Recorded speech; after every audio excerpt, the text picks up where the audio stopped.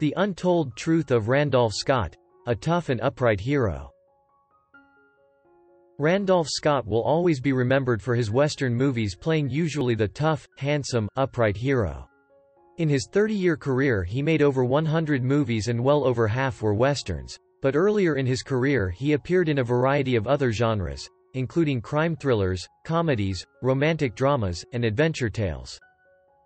During his peak period of popularity during the early 1950s, Scott was consistently high in the box office ratings. He ranked 10th in 1950, 8th in 1951, and again 10th in 1952 in the annual Top 10 polls. He was born George Randolph Crane, in Orange County, Virginia, in 1903. He came from a wealthy family and he was educated privately at Woodbury Forest School in Madison County, Virginia. He was a natural athlete and he excelled at sports, particularly football, baseball and swimming. Scott joined the United States Army in 1922, aged 19, and served in France as an artillery observer with the 2nd Trench Mortar Battalion, 19th Field Artillery Regiment. His army training made him an excellent horseman and proficient in the use of firearms, accomplishments which came in very useful during his film career. After the war he continued his education first at Georgia Tech, then, after a back injury prevented him from achieving his ambition to become a professional footballer, at the University of North Carolina where he graduated with a degree in textile engineering and manufacturing.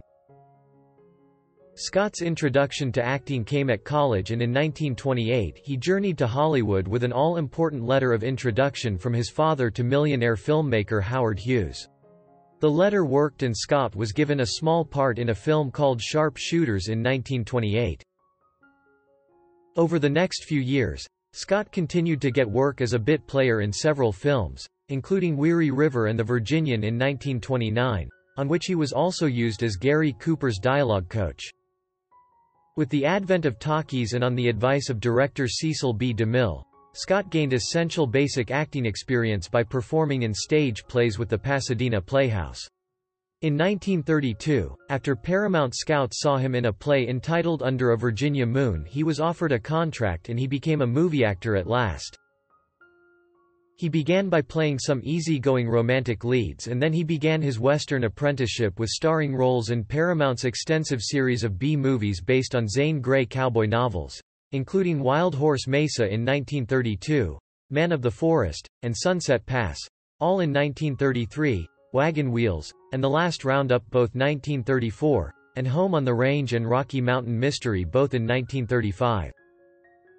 By way of implausible contrast he then escaped into the world of Fred Astaire and Ginger Rogers musicals with Roberta in 1935 and Follow the Fleet in 1936.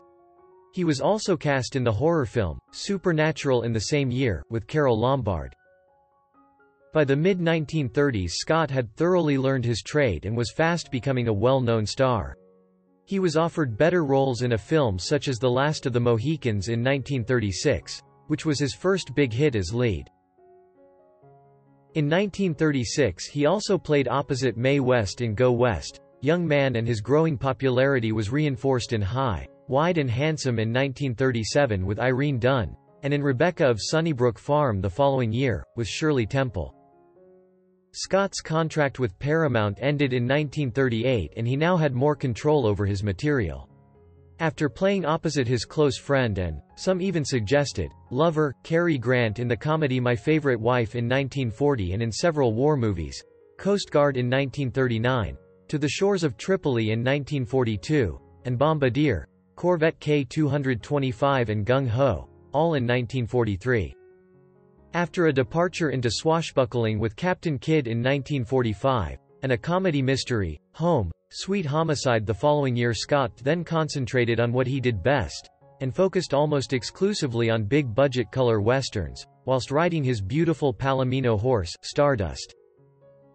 The movies were made by his own company, Ranon Productions, and it was at this period of his career, from the late 1940s through the 1950s, that he reached his greatest level of stardom and became the screen persona that is remembered today. Tough, hard-bitten and tall in the saddle and projecting a stoicism that often hides an inner grief, completely different to the light romantic characters he had played early in his career.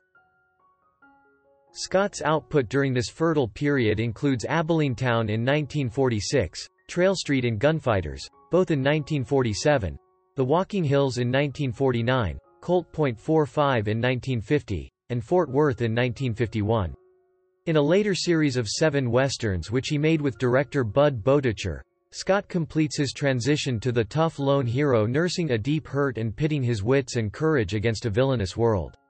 This series made Scott an important figure in the history of Hollywood movies and includes 7 Men from Now in 1956, The Tall T in 1957, Ride Lonesome in 1959, and Comanche Station in 1960.